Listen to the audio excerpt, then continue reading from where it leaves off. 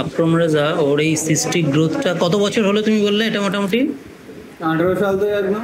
18 সাল, সিন্স 2018, তার মানে প্রায় 6 বছর হলো। এটার কোনো হিস্ট্রি নেই যে কোথাও তোমার আঘাত লেগেছিল বা কিছু, সেরকম কিছু মনে পড়ে? কি ব্রণ হয়েছিল, তারপরে খুঁটেছিল, পেকে গেছিল, আর কোথাও এখন আর ব্রণ হয় না?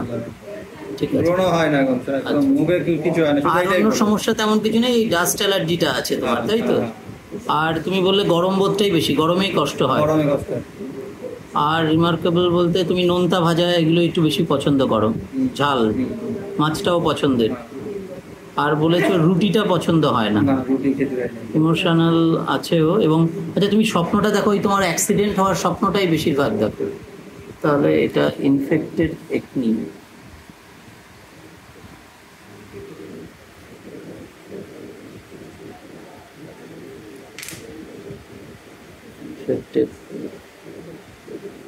ওই একটা খুব বড় রকম কি ইনফেকশনের মতো হয়ে গেছিল, ওইটা পেকে গিয়ে বা কিছু এরকম, তারপরের থেকে সিস্ট হয়েছে এরকম মনে পড়ে? সিস্টটা আমি ওটা ইয়ে করেছিলাম, ফাটিয়ে দিয়েছিলাম, তারপরে মিনিমাম ওটা সেরে গেছিল, দাগ মতন ছিল।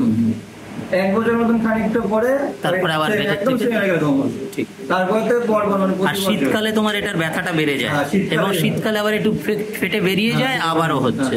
তার মানে রেকারেন্ট সিস্টিক একটা ডিসচার্জ সময় নিচ্ছে, একদম 1 বছর সময় নিচ্ছে। তো নির্দিষ্ট টাইম আমরা নেট্রামিউরে থাকবো, নেট্রামিউ 200, তারপরে নেট্রামিউ 50 মিলিসিমেলে শিফট করছি।